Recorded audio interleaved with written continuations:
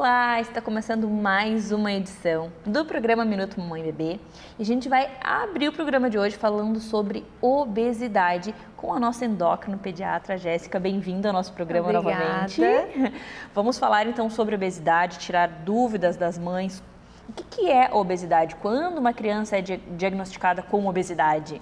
Então, a obesidade, o conceito é o excesso de gordura corporal. Nas crianças, a gente usa os parâmetros peso para a estatura, peso para o comprimento, nos primeiros 2 anos, e depois nós usamos o índice de massa corporal, que é o IMC. E quando a criança fica com IMC ou um peso para a estatura acima do considerado normal, a gente considera que ela tem obesidade, que é o excesso de peso, o excesso de gordura corporal. E quando que isso começa a preocupar? Quando começa um alerta, vamos lá, mãe, pai. Então, nas crianças a gente tem uma grande dificuldade que é olhar para a criança e ver ela como uma criança com sobrepeso, obesidade. Então, esse é um diagnóstico muito pouco feito pelas famílias, porque a criança é bonitinha, é fofinha, é gordinha. Então, muitas famílias acabam não percebendo que a criança, de fato, está com excesso de peso, está com sobrepeso, obesidade. E na maioria das vezes, esse diagnóstico acaba sendo feito pelo médico. Sim. Durante o acompanhamento, quando a gente percebe que realmente ela ganhou muito peso, ou que vem ganhando muito peso, que não acompanha o crescimento da estatura, ganha um peso desproporcional à sua estatura. Entendi. E o que causa? Isso é genético? É alimentação? Tem vários motivos? Conta pra nós. Então, uma boa parte da genética determina a questão da obesidade. Então, a gente já vem predestinado lá pela genética. Uma parte da obesidade é determinada por isso, até a questão do metabolismo, o metabolismo dos alimentos, o gasto energético tem muita influência genética.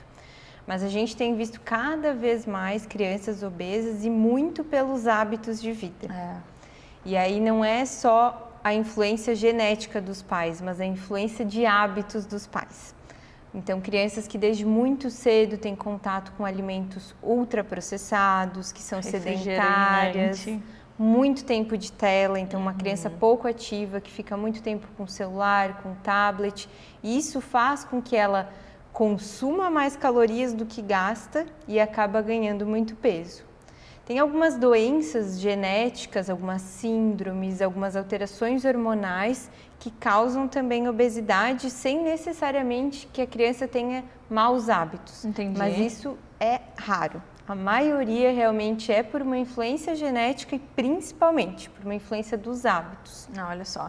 Então, a criança diagnosticada com obesidade, a primeira coisa a se fazer, mudança total de hábitos. Fazer com que a criança se mexa, fazer com que a criança mude a alimentação, tenha uma rotina na alimentação, né? Eu acho que deve ser mais ou menos isso que tu orienta. Como é que é essa parte?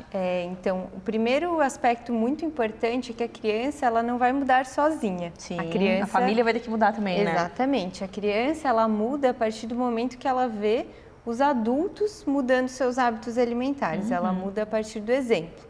Então, quando ela vê que os pais comem verduras, legumes, frutas todos os dias, praticam atividade física, não ficam tanto tempo na tela, ela vai se sentir estimulada para fazer isso. E a família apoiar a mudança de estilo de vida que precisa acontecer, de fato, para a gente tratar a obesidade, é o principal fator para que realmente dê certo. A gente percebe que o tratamento dá certo da obesidade quando os pais também começam a perder peso. Com certeza. Aí tu vai vendo, ó, a mamãe emagreceu, Tá o pai seguindo. emagreceu, a criança com certeza ok. Aí tu leva lá, meu filho não tá emagrecendo. Né, mãe, mas você também não emagreceu. Exatamente. Então aí tu vê que, né, a família não seguiu ali o cronograma. Daí com certeza tu deves indicar um trabalho multidisciplinar com nutricionista também. Com certeza, o trabalho multidisciplinar é fundamental, porque a gente precisa de um acompanhamento bem de perto da alimentação, com o nutricionista. O psicólogo também muitas vezes faz toda a diferença. Porque mexe com a criança, porque entra toda a questão do bullying, né? Com certeza, ansiedade. Muitas vezes são crianças ansiosas que usam a alimentação como um escape. Tô com tédio. Come. Exatamente. E aí, o que tu tem em casa para essa criança comer? Então, se tu tens maçã, se tu tens banana, é diferente de salgadinho, bolachinha, refrigerante, né? exatamente. A criança, quando ela tem à sua disposição só alimentos saudáveis, no começo ela até pode pedir por outras guloseimas, por alimentos processados, mas depois de um tempo ela percebe que se ela tiver fome, ela vai comer os alimentos saudáveis, vai ver os adultos comendo os alimentos saudáveis e acaba entrando nessa rotina de saúde realmente da família toda. E é tão lindo, eu sei porque eu faço isso em casa, assim, não tem refrigerante, ela não é acostumada com doce, com nada disso, ela gosta das frutas, ela gosta dos legumes, então assim, ela tem 2 anos e meio e vai ser assim, olha só como é bacana, eu era sedentária. E por ela, porque eu não quero que ela seja, 2021 eu coloquei na meta, assim, eu vou pra academia. Eu quero que ela veja eu saindo com a minha garrafa de água, que ela veja eu colocando a roupa, que ela saiba que eu vou me exercitar. Eu passo na frente da academia, eu mostro pra ela, porque eu não quero que ela seja sedentária. Então, assim, a gente muda em casa. É uma planta que tu tá plantando ali, é uma sementinha, né? Então, assim, é uma oportunidade que a gente tem para nós mudarmos os nossos hábitos e sermos melhor por eles, né? Eu acho isso fantástico, essa opção, essa oportunidade que Deus nos dá quando vem um filho para nossa vida. E assim, voltando ao assunto lá das crianças obesas, existe medicação ou o primeiro passo é alimentação, fazer com que essa criança se movimente e depois talvez uma medicação? Então, no tratamento de obesidade em crianças, a gente tem poucas opções de medicamentos, até porque os estudos são feitos, em sua maioria, com adultos. Sim. E mesmo para os adultos, a gente não tem tantas medicações aprovadas no tratamento da obesidade. Então, principalmente nas crianças, em que a gente tem essa dificuldade de ter medicações que foram, de fato, estudadas, a gente sempre tenta o tratamento alimentar, atividade física e caso realmente não funcione, principalmente nas crianças mais velhas, principalmente acima de 12 anos, é que a gente já começa a ter algumas opções de medicamento. Entendi, antes disso não. Dificilmente a gente usa antes dos 12 anos, algumas exceções são abertas para casos muito graves, mas a maioria das medicações que a gente tem para o tratamento da obesidade são aprovadas acima de 10, 12 anos. Então, antes disso, a criança tem um caminho muito grande para percorrer de mudança de estilo de vida, de outras opções de tratamento que com certeza são menos invasivas e vão gerar uma mudança de estilo de vida mesmo. Que é isso que realmente vai ser saudável para a vida dessa família, dessa criança, enfim, é isso que a gente quer, né? Não que seja algo, tomou um remédio, melhorou, mas não mudou os hábitos. Então, logo ali na frente vai se deparar com tudo novamente, né? Exatamente. Se não muda os hábitos, não tem como mudar de verdade, né? Exatamente. Nossa, adorei a nossa conversa. É tão importante a gente lembrar para essas famílias que nos acompanham aqui no Minuto Mamãe e Bebê, como a gente tem que tentar cada vez mais ter hábitos saudáveis para passar isso para as crianças. Obrigada por dividir conosco tanto conhecimento e até o próximo encontro. Muito obrigada. Você conhece a Dr. Kids?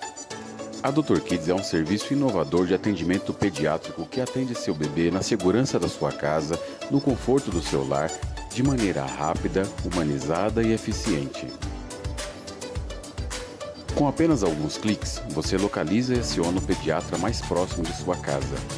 Baixe já o aplicativo para iOS ou Android e chame seu Dr. Kids. Dr. Kids, cuidando do que você tem de mais precioso.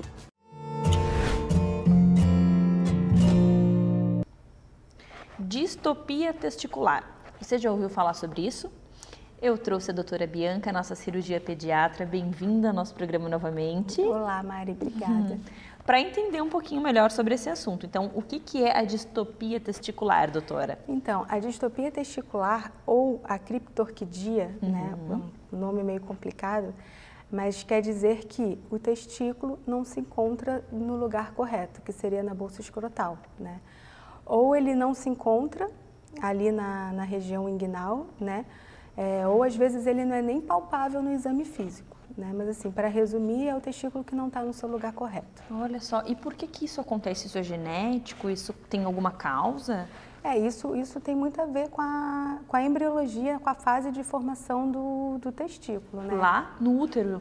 Dentro do útero ainda. Então, o testículo, ele geralmente se forma na região intraabdominal dos bebês, muito próximo ali ao rim.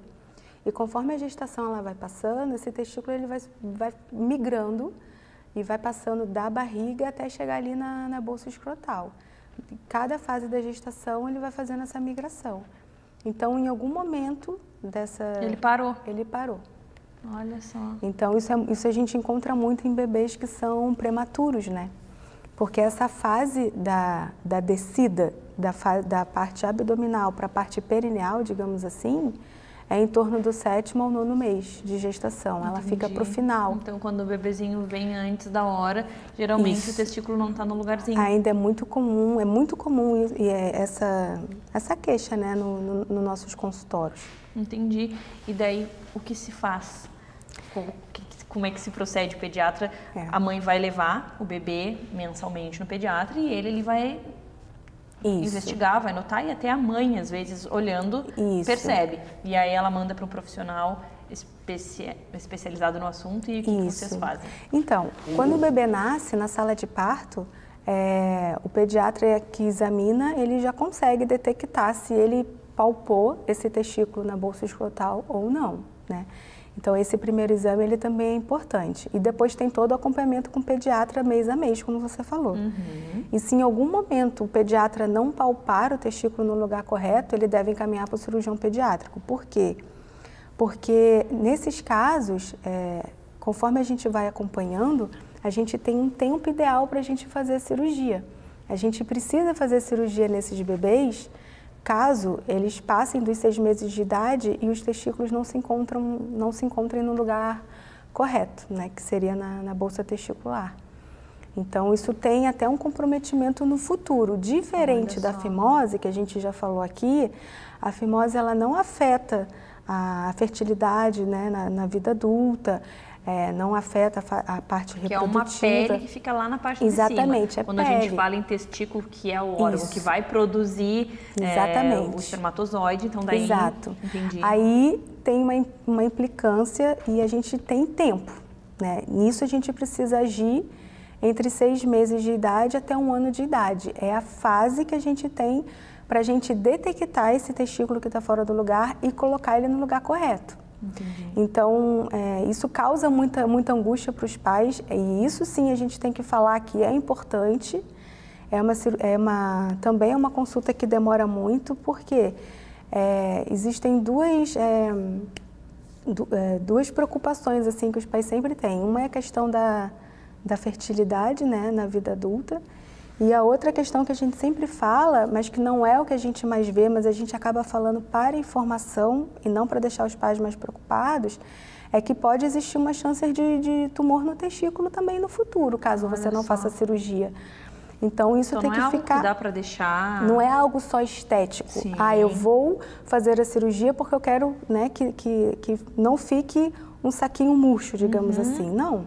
Então, existe toda uma preocupação com a fertilidade no futuro e com essa questão da possibilidade de um câncer também. Olha só que importante, né? Exatamente. Às vezes a gente pensa muito na parte estética, sim, mas existem muitas coisas por trás, né? Exatamente. Que são bem mais importantes do que o bonito e feio, né? Exatamente. E o que a gente mais vê é a criança que nasceu e não foi palpado o testículo ali naquele momento. Isso é o que a gente mais vê, porque também tem o inverso.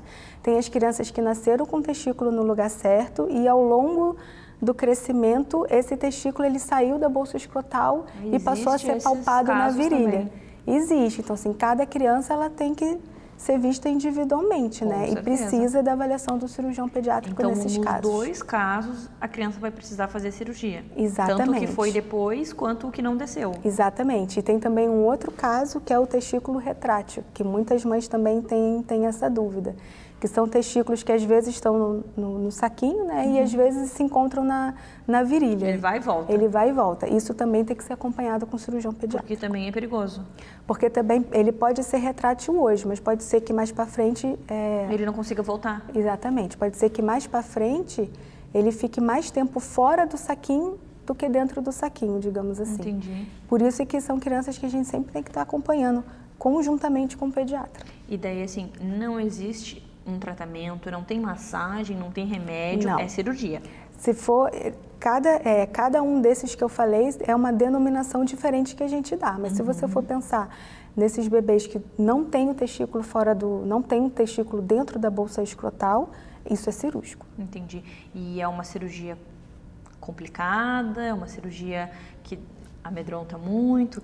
Como é que funciona, assim, cicatrização, pós-cirúrgico desse bebê?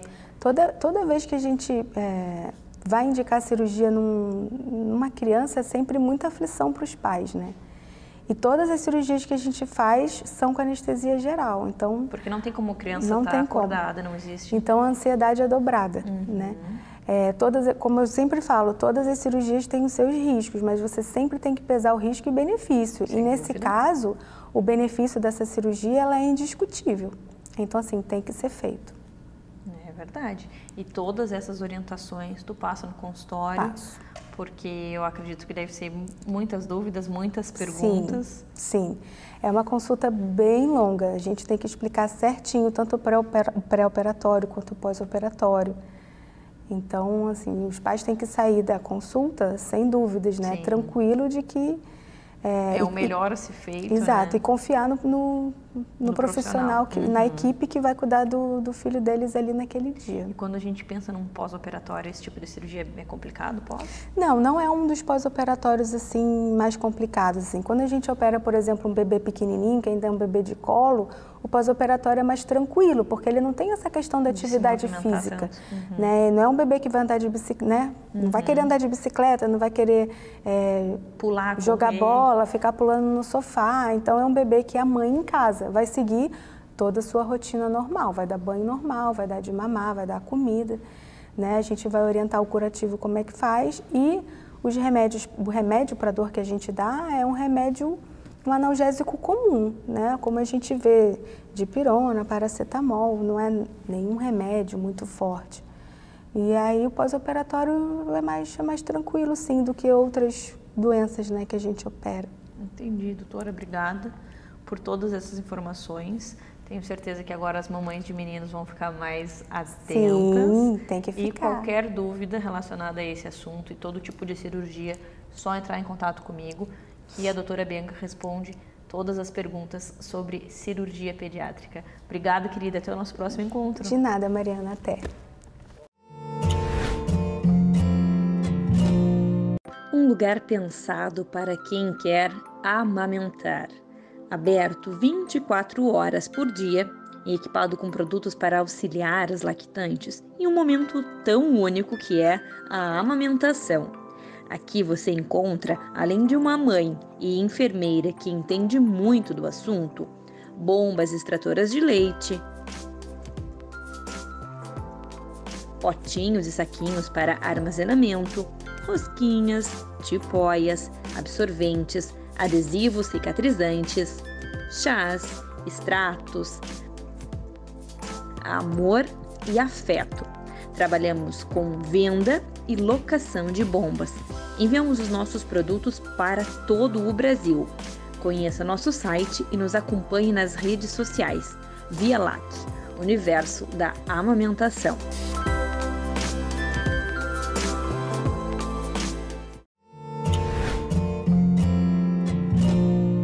Hoje a gente escolheu um tema tão importante para abordar aqui com você que nos acompanha, exaustão materna. E a Fran, nossa pediatra, bem-vinda novamente. Obrigada. Vai nos ajudar a conversar sobre esse assunto. A Fran também tem 2 meninas, sabe como é que funciona a questão de amamentação, rede de apoio. Então, eu queria entender, Fran, o que tu pensa e como pediatra, como que tu ajuda as mães a passarem por esse momento de exaustão, por essas dúvidas, por essa falta, às vezes, de rede de apoio?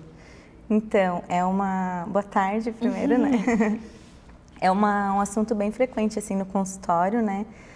As mães chegando muito exaustas e falando, a amamentação não está dando certo, eu quero desmamar, eu não aguento mais. Acho que a parte mais cansativa da maternidade é o sono da criança que não é regular. Exatamente. Né? Então, a gente se cansa muito e no outro dia eu costumo brincar com os meus pacientes que é um soneca sem soneca, né? A gente não tem opção de apertar o soneca de manhã. Exatamente. Entendeu? E é muito cansativo. A gente sabe que é. Mas a gente precisa ter a rede de apoio, né? O que é essa rede de apoio? Às vezes só o pai, às vezes é o pai e a avó, às vezes é o pai, a avó e uma babá. Alguém que pode ajudar em casa, alguém que pode segurar o nenê para essa mãe comer com calma, entendeu? Às vezes é isso que a gente quer, né? Sim. Eu te digo assim, ó, eu já comi com ela no sling para não tirar ela ali comendo de qualquer forma. E às vezes a gente só quer parar um pouquinho para fazer uma refeição certinha, né? Tomar um cafezinho quente. É verdade. Né? É muito difícil. Acho que se a gente for contar história aqui de exaustão de momentos, assim, né, Mari? Tem bastante. Tu provavelmente vai ter bastante também. Com certeza.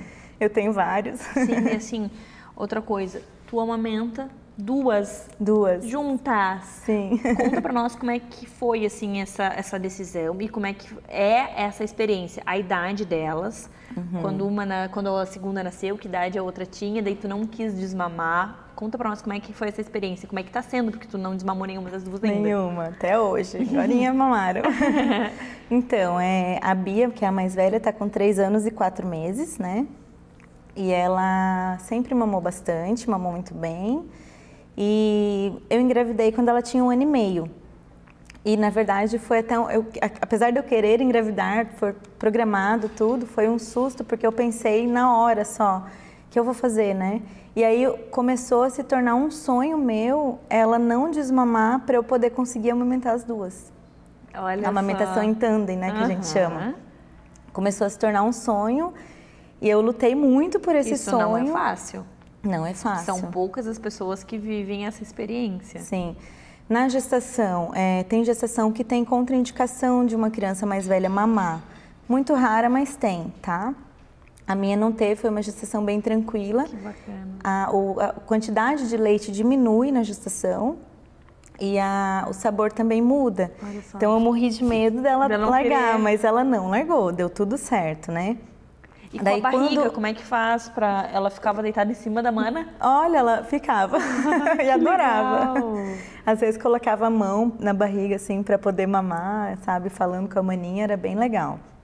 Mas não me arrependi assim em nenhum momento, porque foi muito importante para ela, para a mais velha. Elas têm 2 anos e 2 meses de diferença, né, de idade. Foi muito importante para a mais velha me ter só naqueles momentos nossos de amamentação, quando a mais nova nasceu. Entendeu? Então, para mim, acho que eu sofri mais do que ela nesse período, que foi uma coisa assim que eu não esperava. A angústia toda que dá de ter um bebê pequeno, com aquela demanda de bebê pequeno, e a neném mais velha querer só você. Entendeu? Isso então, eu tinha esse momento porque eu precisava dar uma mamar dela. Claro. Então, o papai cuidava, a vovó cuidava da nenê e a gente ia pro nosso momento de amamentar. Que entendeu? legal, né, Fran? Então, ela nunca ficou, assim, desamparada da mãe ou querendo a mãe. Eu nunca mais tenho a minha mãe só pra mim. Isso. Ela sempre tinha, porque ela tinha o momento dela de tomar o mamazinho dela. De ficar juntinha, E daí isso aumenta também o que a gente fala da exaustão, né? Porque daí são duas. Sim, são duas. E até hoje eu vivo a exaustão por conta dela também, porque ela também mama de madrugada, né? Apesar dela ter 3 anos e 4, ela já tá, uma época, ela já dormia um pouco melhor à noite. E passa por fases, né? Períodos, Sim. né? Desde que eles nascem são períodos. Sim. Dormem bastante, aí depois começa a ficar tudo desregulado, e aí melhora, então são altos pior, e baixos. Uhum. E aí a nossa exaustão também, Isso. altos e baixos, né? Então, para isso que eu sempre digo que a gente precisa ter rede de apoio, sabe, Mari? E assim, for a pessoa que vai te apoiar mesmo, que vai te falar algo bom. Porque senão a pessoa vem e te diz, tu tem que desmamar. Porque essa criança tá com fome. É por causa do mamar que tu tá cansada, eles falam muito isso. O que eu escutava, então eu acabei nem desabafando com mais ninguém. Porque todo mundo dizia que eu tinha que desmamar, que eu tinha que colocar mamadeira, que o problema era isso, que é problema... deixa o pai fazer ela dormir sozinho. Mas esse é o meu momento para mamar, então não batia com o que eu sentia. Então isso é muito complicado também, quando a mãe tem um sonho, quando a mãe tem um desejo, e daí tem a rede que não apoia. Sim. Né? E essa rede de apoio, eles não precisam só elogiar e falar coisas legais para a gente ouvir, porque na verdade, às vezes o que a gente quer É só que alguém pegue o neném no colo para você conseguir sentar e ficar sentada sem pensar em nada, entendeu? E as pessoas têm que, na verdade, perceber isso, entendeu? É verdade. Porque às vezes a gente tem que falar, né? Tem momento que a gente tem que falar, ó, segura o neném um pouco para mim, porque eu preciso sentar, né? Pedir. Só que a mãe é um pouco difícil, né? Um bicho difícil, assim, né? O meu marido que fala isso. Tu quer ajuda ou tu não quer? A gente tem essa resistência, né, Mari, de pedir ajuda, de aceitar ajuda. Às vezes a gente está recebendo, mas não aceita. E a gente quer fazer tudo com a criança. Sim. E eu não conseguia descolar. Até hoje eu sou assim, eu quero fazer tudo, eu quero dar o banho, eu quero dar comida, eu quero dar mamar. Então nós nos colocamos nesse posto da exaustão também, né? A gente coloca, mas a rede também pode dar uma ajudadinha, né? É isso que eu penso, assim, sabe? Às vezes a pessoa tem que dar um... Não, vai que eu vou ficar e deu, né? Mas assim, muitos pais pensam, pais homens, né, eu digo, os pais da criança mesmo, eles pensam que, mas o nenê chora demais e só quer ficar com a mãe. Tem algum momento do dia que esse pai consegue que esse nenê não chore no colo dele, né? Esse é um momento que ele pode dar banho para a mãe ficar sentadinha na sala, um banhozinho, entendeu? Ninar, brincar, posiçãozinho de barriga para baixo, que a gente tem que deixar o nenenzinho desde pequenininho, né? Brinca com o pai. Então, esses momentos a mãe consegue descansar. E descansar não é dormir uma tarde inteira, 4, 5 horas. Isso a gente sabe que não vai fazer tão cedo, né? Mais, eu acho, nem né? consegue, acostuma, né? Mas, por exemplo, que eu sempre costumo falar no consultório, assim, pega aquele momento que a criança está acordando de manhã, 6 horas, vamos supor, né? Aí a criança acordou, pega a criança em silêncio, sai, vai lá na sala. Não precisa deixar a mãe vai acordar, dar um café da né? manhã, vai brincar, vai trocar a fralda. Verdade. Deixa a mãe emendar um soninho no outro, que assim a gente consegue descansar, entendeu? Verdade. E isso daí faz muita diferença. Todas as minhas pacientes que conseguem ter esse momento de manhã, ela fica um pouquinho com o pai para eu poder descansar um pouquinho, elas são mães um pouco menos cansadas, entendeu? Verdade. É bem isso, Fran, a gente sabe que não é fácil, Sim. que é bem difícil, mas é uma experiência única, incrível, e vale a pena a gente se entregar e viver a amamentação, viver todas essas etapas, porque eu acho que não tem nada que chegue aos pés do que a experiência de ser mãe, né? De criar de gestar, de criar a criança, esse amor todo que a gente sente é incrível, né? Vale a pena a gente se entregar mesmo. Cada segundo de sono perdido vale a pena, né? É verdade. Amei ter esse bate-papo com você, falar sobre um assunto que nós vivemos e que a gente sabe, porque muitas mães que nos acompanham às vezes podem pensar assim, será que é só comigo? Será que a maternidade dela é perfeita? Ela tem rede de apoio, ela tem isso, ela tem aquilo, mas todas nós passamos por dificuldades, né? E isso de tá falando que as mães querem saber se outras mães vivem isso, só de saber que tem outras pessoas que estão na mesma situação, assim, já dá um gás, né? Um ânimo, assim. É verdade. Que acho que a grande maioria, né, das mães tem pelo menos um grauzinho de exaustão, um momento que está muito cansada e tal. Com certeza. Querida, adorei esse bate-papo. Já me senti mais tranquila, minha exaustão já ficou mais... Já aliviou, que tu também né? tens a tua exaustão, tu tem 2 meninas, então eu já me senti assim mais tranquila agora. Eba. Eu acho que é isso que a gente quer levar para você que está nos assistindo também, que você é mãe, se você está se sentindo esgotada, nós também estamos, mas também a gente está cheia de amor e é isso que importa. Obrigada, meu bem, até o nosso próximo encontro. Obrigada, até mais.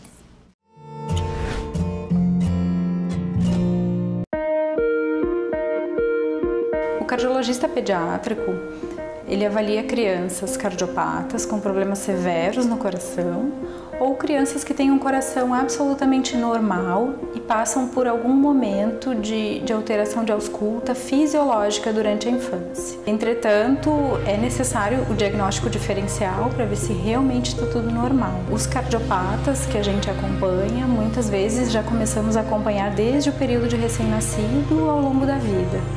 Períodos pré e pós-operatório. O cardiologista pediátrico também avalia as gestantes, os fetos, o coraçãozinho dos fetos, numa idade gestacional a mais adequada, entre 24 e 28 semanas. Avaliamos a morfologia, a anatomia do coração, a função do coração, e nesse exame já se pode fazer o diagnóstico de cardiopatias e programar nascimento do bebê em algum local específico que possa vir a ser necessário.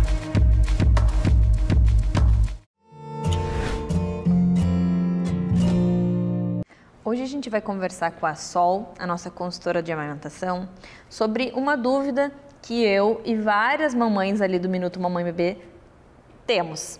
Bem-vinda, Sol. Obrigada. Então a gente quer entender a respeito de coronavírus, gripes e algumas outras doenças e a amamentação. A gente, diagnosticado com alguma doença, a gente para de amamentar, corta tudo, cancela, ou a gente segue com alguns protocolos? Conta pra nós. Então, Mari, a amamentação a gente sabe que é mega importante, né? A gente vem falando isso ao longo dos meses, né? Eu sempre falo para as mães o seguinte, que agora mais do que nunca é muito importante. É verdade. Né? Porque a gente está aí vivendo uma pandemia e que não está sendo fácil para ninguém. Essas gestantes em casa, muitas delas bem apavoradas, Com né? certeza. E aí vai para a maternidade, ganha.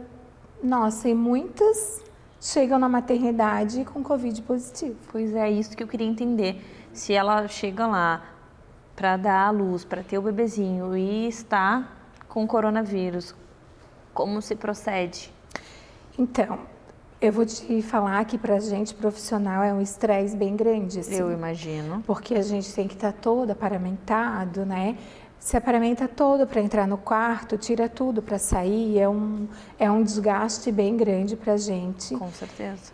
Mas infelizmente tem que ser assim, a gente tem que cuidar muito, né? Porque nós estamos ali na linha de frente e temos que nos cuidar muito para que a gente não leve isso também para nossa família em casa, Com né? certeza, e para outros pacientes também, que vocês vão atender diversos, né? Sim, e a gente sempre tenta deixar, tipo, aquele paciente que está em isolamento, a gente tenta deixar com um único funcionário para que aquele profissional se doe mais para aquela paciente, né? E que, às vezes, por um cuidado, ou melhor, por um descuido, né, acaba levando, né? Eu sempre oriento os profissionais. Se protejam, lave muito a mão quando sair, passa álcool nos braços. Eu acho que eu sou meio que a louca do álcool e da lavagem de mãos. Mas é o que mais garante, assim, né?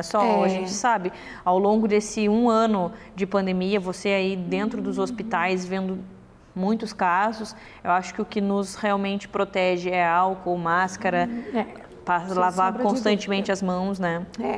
Mas o que eu queria deixar claro para estas mães que são Covid positivo? Não tenham medo de amamentar. Não tenham medo. Não passa nada pelo leite. Não passa nada. Só mais anticorpos e benefícios. Exatamente. O que esta puérpera tem que tomar de cuidados? Máscara, lavagem de mãos, álcool nas mãos. Eu sempre oriento lavar até o cotovelo, né? E lava bem, enxágua, deixa seca, passa álcool, deixa secar. Máscara, máscara, máscara e máscara. Assim, porque são as gotículas ali que vão passar, não uma gota de ouro, mas né? Mas deixa esse bebê mamar. Deixa esse bebê mamar, essa fase vai passar e vai ficar tudo certo, né? Mas é importante essa mãe que é Covid positivo, ela se tranquilizar também. Sim. Porque tem muita... A verdade é assim, tem muito preconceito, né? Tem muito preconceito. Eu lembro que quando eu tive o Covid, eu me senti, parecia eu brincava com a minha família, parece que eu tô com lepra, sabe? Ninguém quer chegar perto. Ninguém quer chegar perto. Então, para os pacientes, a gente tenta tomar muito cuidado. Para eles não se sentirem dessa forma. Lá na maternidade, ninguém chegou perto de mim, não fui bem atendida, não fui bem acolhida. É complicado, né? A gente tenta tomar bastante cuidado para que o paciente não saia... A gente sabe, né? Só ninguém quer pegar. Não. Mas a pessoa que está falar, ela Mas merece quando ser a atendida gente também. pega, eu vou falar agora por mim. Quando a gente pega, a gente se sente muito abandonado. Eu imagino. Até porque a gente fica Tem que ficar, porque tu não vai ter contato com outras pessoas. isolado para não ter, mas ao mesmo é uma mistura de sentimentos. Porque ao mesmo tempo que você sabe que você tem que ficar isolado, você se sente abandonado. Então eu sempre falo para os profissionais que trabalham comigo assim, cuidem para não passar esse sentimento para aquela puérpera que já está ali num momento muito difícil, né? Numa turbulência só, numa alteração hormonal sem igual. Então tem que realmente cuidar muito disso, assim. Sol, e além do coronavírus, a gente sabe que também tem várias outras doenças que já tinha, a gripe normal, dor de garganta, enfim, todos esses casos nunca é indicado a mãe parar de amamentar. Não. Sempre tomar cuidado. Sempre tomar cuidado. O único caso que não é orientado a amamentar é o HIV positivo, né? Nesse caso, aí não deve amamentar. Mas no restante, qualquer resfriado, qualquer doença, a mãe tem que se cuidar para não passar para o bebê, na verdade. Entendi. Né? São esses os cuidados, higiene e proteção de gotículas, e é isso. E você acompanhando essas mães e esses bebês e essas famílias, esse tipo de cuidado garante a amamentação tranquila? O bebê não pega nenhuma doença? Não tem, na verdade, assim, a gente sabe que hoje já tem crianças, né? Quando saiu o boom, assim, da doença, não tinham nenhum casos ainda de crianças, né? Sim. A gente ficava bem despreocupado com relação a isso. Mas depois foram surgindo, né? E a gente sabe que hoje tem, mas que as crianças acabam se sobressaindo muito melhor do que nós adultos. É verdade. Né? Então, para que essas mães se tranquilizem, assim, e que cuidem. É um período muito pequeno, na verdade, né, Sim, Mari? Então, são não custa semanas, ter um cuidado, não custa ter um cuidado maior nesse período, né? Não Porque é a gente um pensa ano, assim, não é um mês com inteiro. certeza. São Porque se a no gente máximo 15 deixar dias. esse período de 15 dias, a criança sem mamar, depois ela não volta, não tem mais leite, várias outras questões, leite em pedra, mastite, Ela enfim. perde Então, eu tudo. acho que tomar cuidado. Porque a gente não pode esquecer o período do colostro, né? Exatamente, que é É a primeira vacina do teu filho. um leite mais importante, mais rico de nutrientes. Então, assim... E os maiores anticorpos estão ali nesse início. Então, a proteção para o coronavírus e para tudo, né, da criança vai estar ali naquele leite. Então, mas muitas mães perguntam, o que fazer, o que eu faço, será que eu não devo amamentar, eu não vou poder ficar com a criança? Então, são dúvidas constantes, até eu tinha dúvida em relação a isso. Mas, então, hoje a gente entende que é necessário, sim seguir amamentando, só que com cuidado. Importante. Com cuidado. Entendi. E isso tudo vocês orientam lá na maternidade, vocês passam... Porque deve ter sido um ano bem diferente, né, Sol, de todos os anos com essa pandemia, assim, e deve ter surgido diversas dúvidas e medos e receios. Muitos. E aí vocês dão essa orientação. Sim. E muito difícil também para os profissionais, né? Porque, quando surgia um paciente com HIV positivo, é o que eu falei, parecia assim, a gente sabe que é uma doença perigosa, né? Mas se tem a proteção, não tem o contágio assim, né? E colocar isso na cabeça dos profissionais foi bem difícil. Eu imagino. Também. Tem uns ainda que são resistentes. É complicado, mas então te agradeço muito por ter tirado essa dúvida da gente, eu e outras mãezinhas que me procuraram lá no Instagram para saber coronavírus e amamentação, e aí eu prometi que eu ia trazer a Sol para nos ajudar a entender esse assunto. Então eu entendi, amamentação sempre, porém com cuidado, lavar as mãos, passar álcool, usar máscara, aquilo que a gente já sabe que vem sendo batido durante todo esse ano. E agora, graças a Deus, nós temos a vacina aí. Então, já tomei, inclusive. Ai, que bom, né? Vocês são os primeiros, porque estão ali na linha de frente, né? Como eu digo, arriscaram a vida de vocês para cuidar das pessoas durante todo esse ano, agora são os primeiros que realmente merecem essa vacina.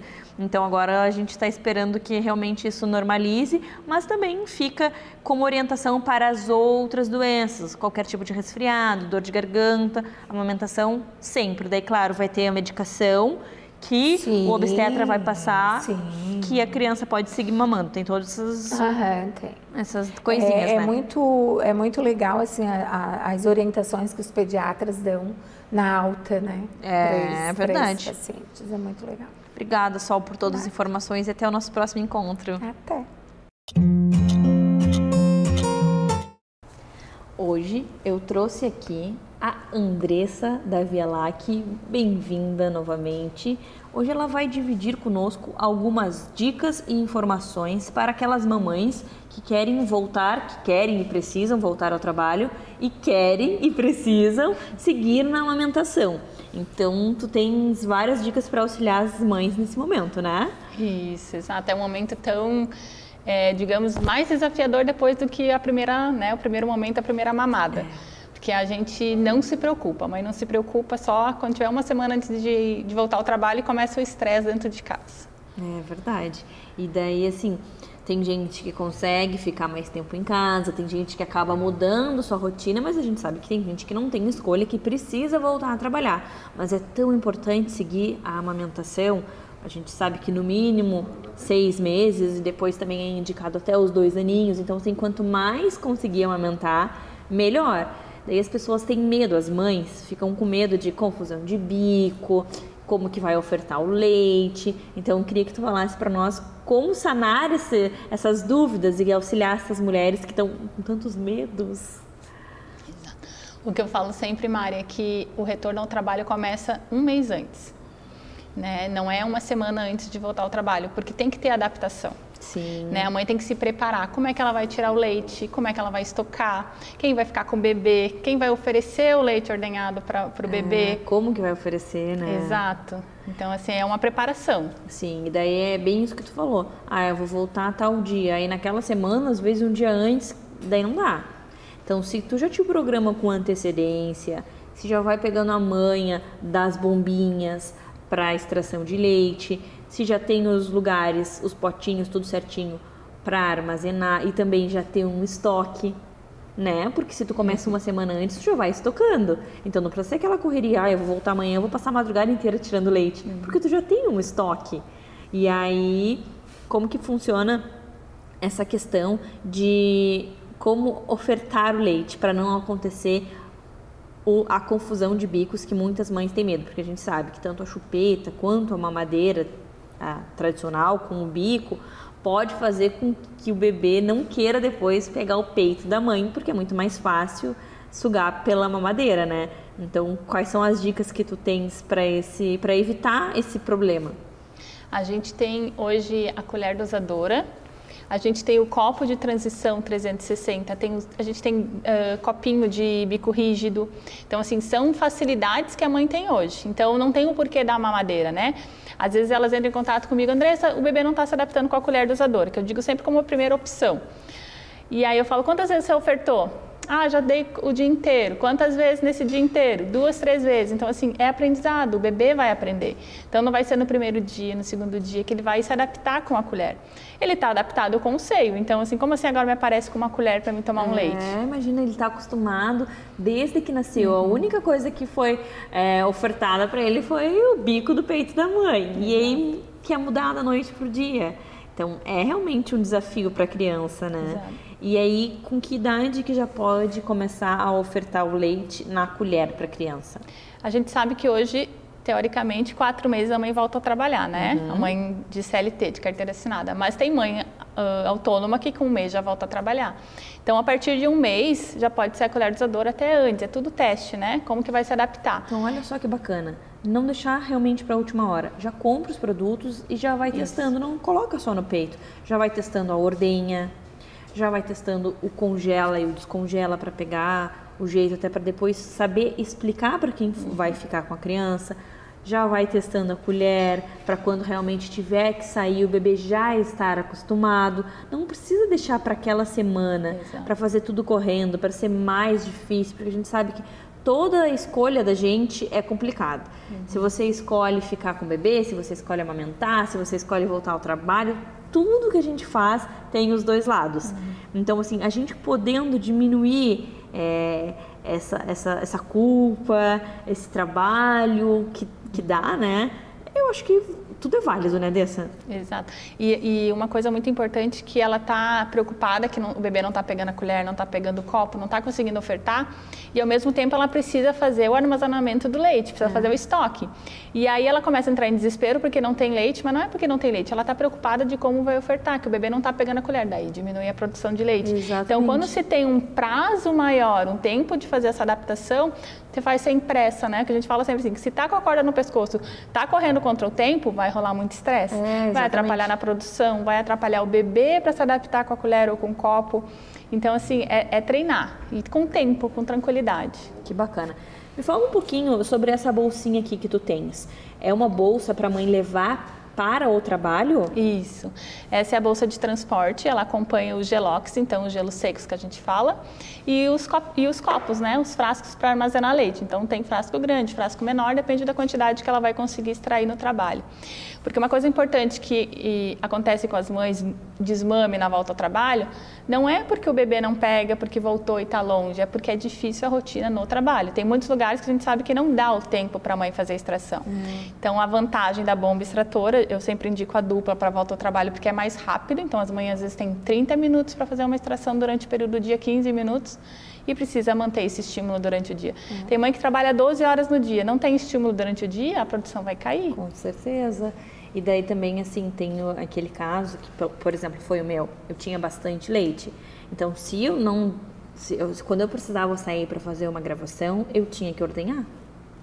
Porque senão ia vazar, eu ia estar lá gravando e ia estar cheia de leite. Então, assim, ter a opção de também, porque a gente sabe que tem gente que tem bastante leite, mas é claro, eu tinha porque eu estimulava em casa com a minha filha mamando. Então, assim, às vezes a mãe precisa também esvaziar a mama. Exato. Então, ela tem que levar para o trabalho o kitzinho dela para fazer a ordenha, armazenar.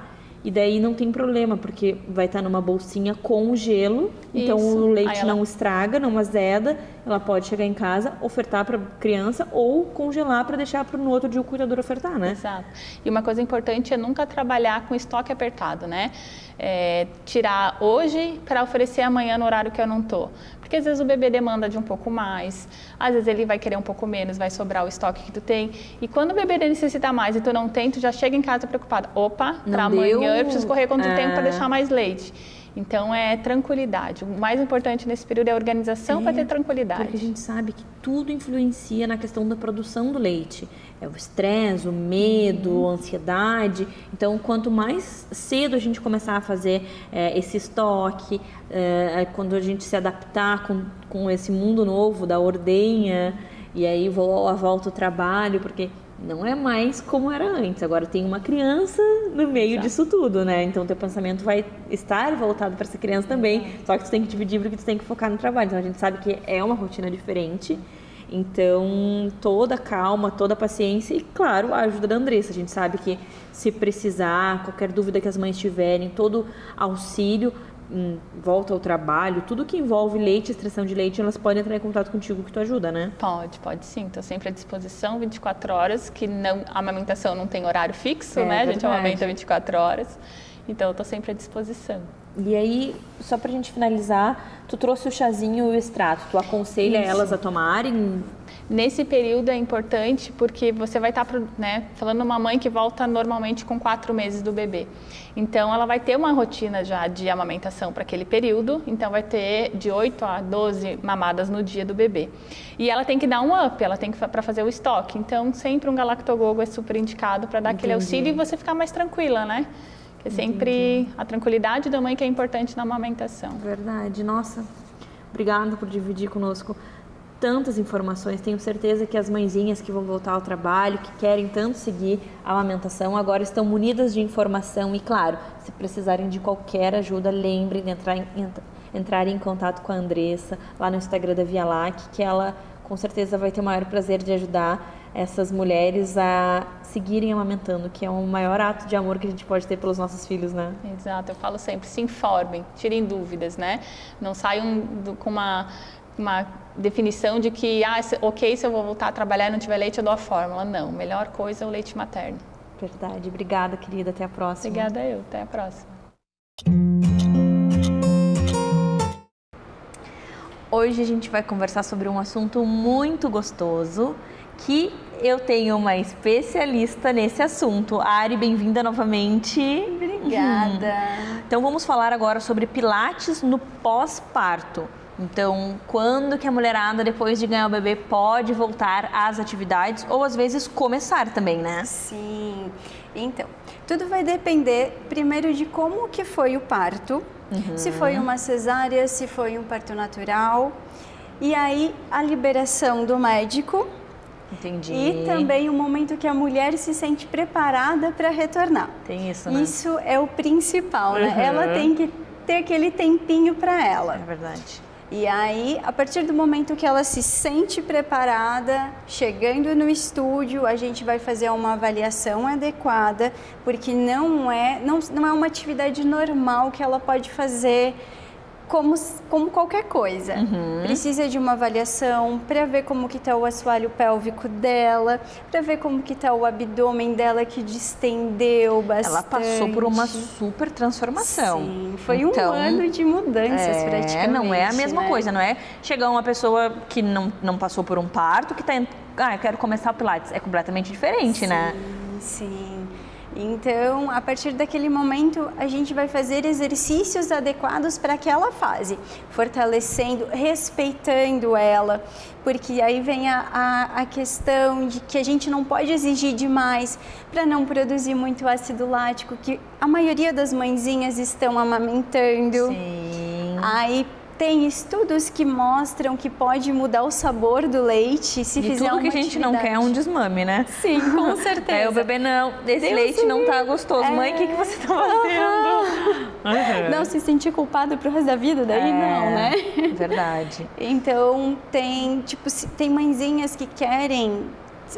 se sentem um pouco desconfortáveis quando ganham um pezinho a mais e querem fazer uma atividade mais intensa. O que a gente indica? Amamentar antes e aí esperar 2 a 3 horas para depois amamentar de novo, para tentar não mudar o saborzinho do leite. Perceber se o bebê tem alguma rejeiçãozinha também.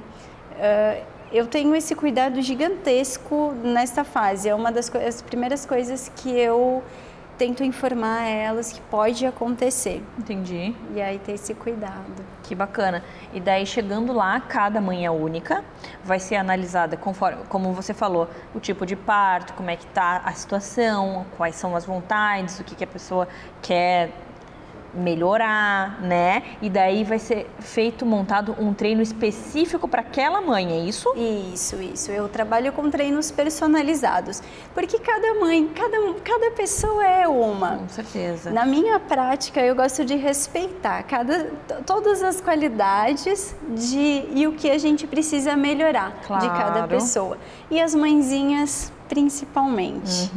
Então daí assim, o que geralmente são as principais demandas, as queixas, o que a mulherada chega lá reclamando? Penso também em coluna, fortalecer devido à amamentação também, né? Sim. O que eu começo a trabalhar?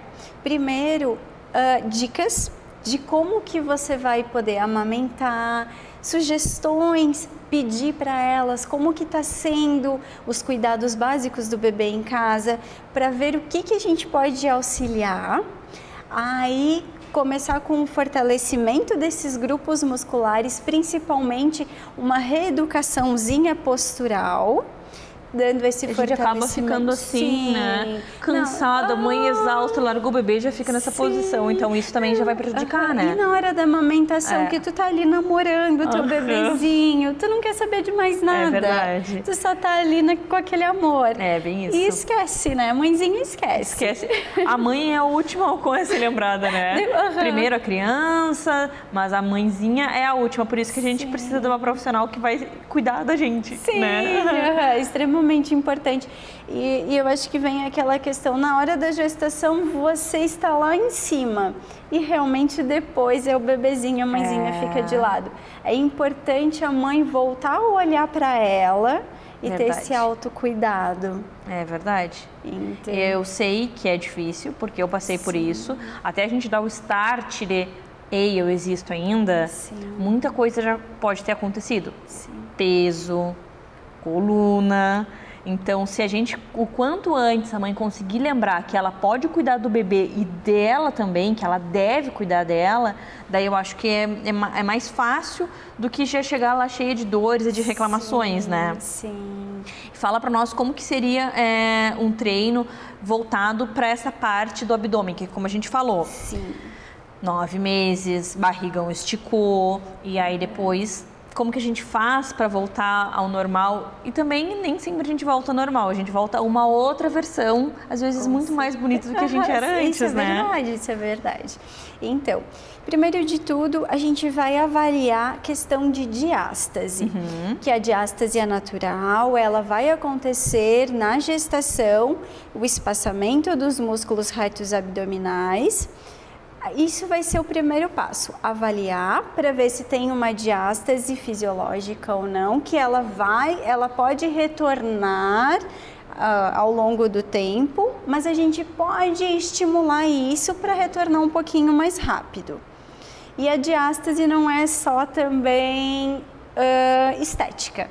Tem as consequências que ela pode gerar, como incontinência urinária, as dores lombares podem ser geradas por ela. E então, primeiro passo, cuidar deste abdômen fazendo exercícios próprios para uma puérpera. Eu gosto muito de trabalhar com ginástica hipopressiva, o famoso LPF, que ajuda nesse reposicionamento dos órgãos, o fortalecimento do assoalho pélvico, ele ajuda a dar um tônus, não substitui uma fisioterapia pélvica, mas começa a fazer um estímulo. E aí, abdominais próprios para ela, como abdominais, ativar a nossa cinta natural, que é o transverso do abdômen, fazer essa ativação com a respiração. Que legal! Então, assim, são vários exercícios focados ali, porque transformar, a gente sabe que a gestação é uma transformação. E daí depois não tem mais nada, nenhuma transformação para voltar. Sim. Então tem estudos e profissionais que têm técnicas para ajudar a fazer uma transformação agora comandada.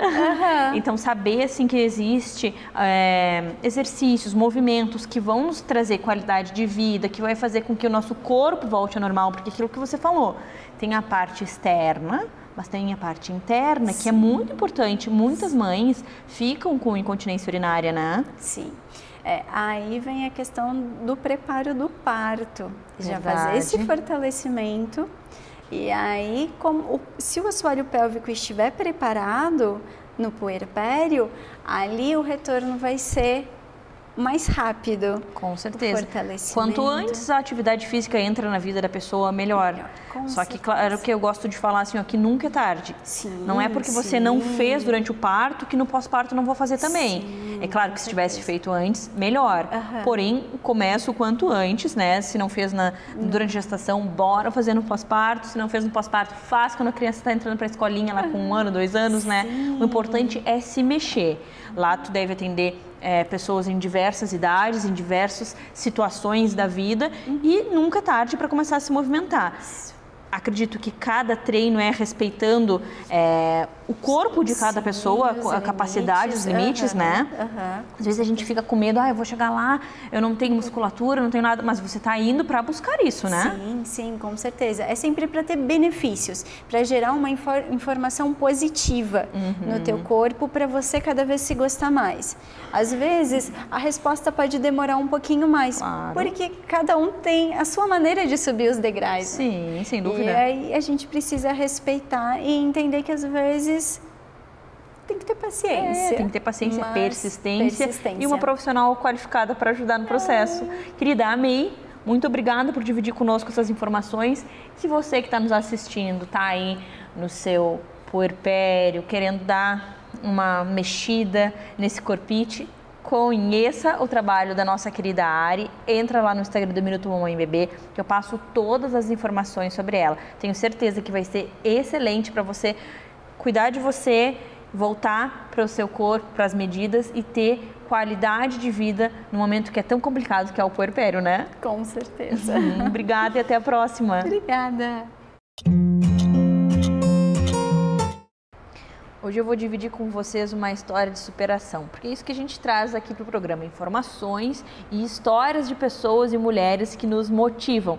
E a Lívia, bem-vinda, é uma dessas pessoas. Queria que tu dividisse conosco então um pouco da tua história. Como é que tu, começando lá, como que tu entrou na Bem Leve, como que isso tudo aconteceu e o que mudou, o que foi o start que deu assim na tua vida depois que tu entrou na Bem Leve?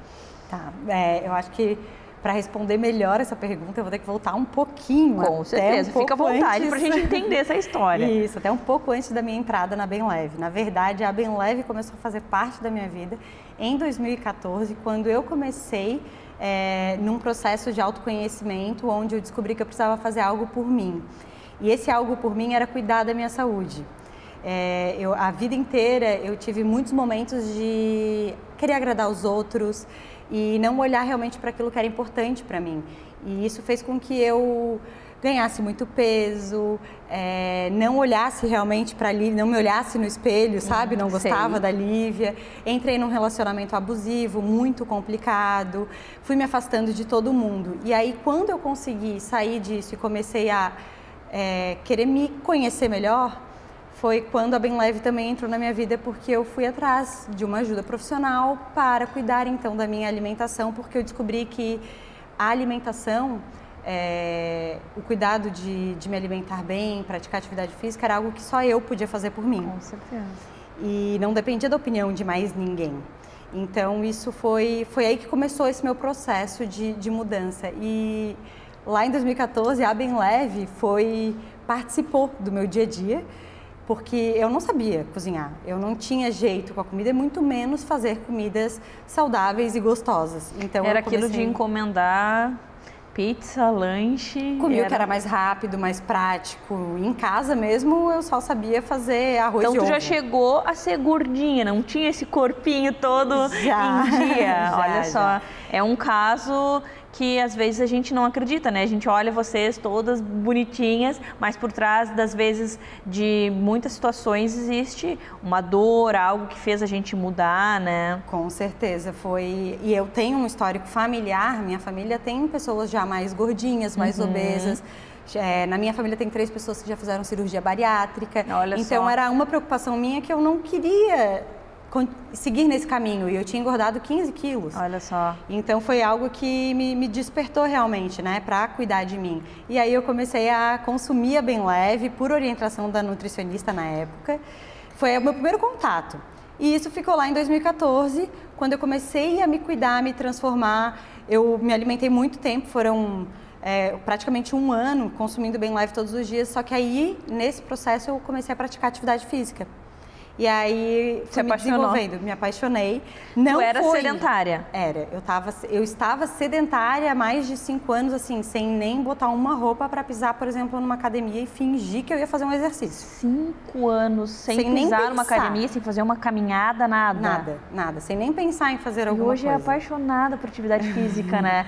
Olha como isso é motivador, porque eu também, eu estou há anos sem me exercitar e esse ano eu comecei. Daí eu fico pensando, tomara que um dia eu goste de atividade física e olha só como a pessoa se apaixona, né? E é um processo, sabe? Não foi assim, lá eu comecei a me exercitar e me apaixonei. Não, isso foi em 2015, a gente está hoje em 2021, né? Foi uma caminhada. Eu demorei um tempo para começar a gostar. No início eu sabia que eu precisava fazer. Porque... Ia por obrigação.